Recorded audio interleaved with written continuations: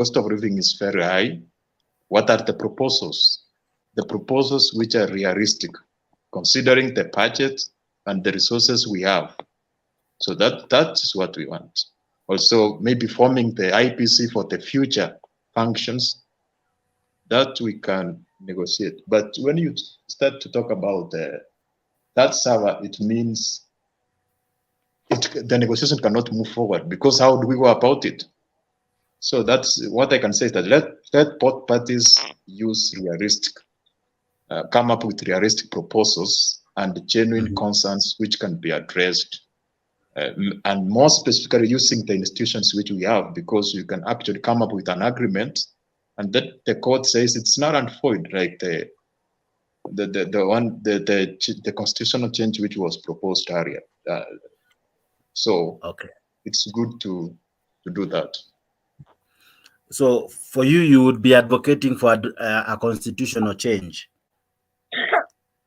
No. What I'm saying, that if the negotiations are not going to be based on the provisions of the Constitution, then maybe somebody will go to court and says they are unconstitutional, and therefore they cannot be implemented.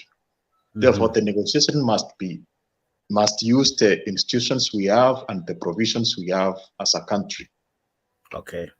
But if I got what the right honorable said, he said that the method that they used with Kofi Annan, where it was agreed upon and then it went to Parliament, and an act of Parliament came into being, where we formulated a policy, or rather an act of Parliament, where we created the office of the Prime Minister and his two deputies, and eventually we had a kind of an agreement outside Parliament. Then it was brought to Parliament to enact it. So is Raila kind of asking for, let's not put it through Parliament, maybe because of the bureaucracies and the many stages in Parliament, let it be done outside Parliament, then bring it to Parliament as a motion or as something that has been agreed, then it can be passed.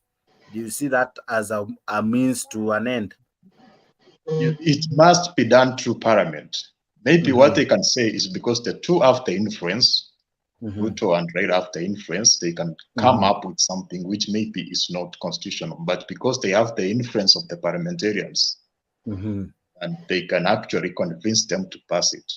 But if you are trying to say that we can do it without the Parliament or without using the institutions we have, then it will be null and void. Okay. Aha, Mtetezi Ombotele, habari ya leo. How are you? Good to see you. Great to have you in the show. What do you say about what we have had today? Okay. I just want to say that what has just been said today is like two horses now trying to show their muscles. Each side wants to say they want like this, the other side wants like this. It's not all about handshake. Hiyo ndio kitu nafaa tuelewe. Hatutaki handshake. Tunataka tuzungumze alafu tuone what to do. It's not all about handshake. Like Rigathi Gachagua, asidhani baba anataka kumsalimia yeye, anamsalimia yeye ako na nini? It's about where we are as Kenyans. Shida yenye tuko nayo ni kubwa sana kuliko kujibizana kisiasa. Hapa ni kama sasa wanaonyesha kwamba ni nani sasa ni mzito kuliko mwingine.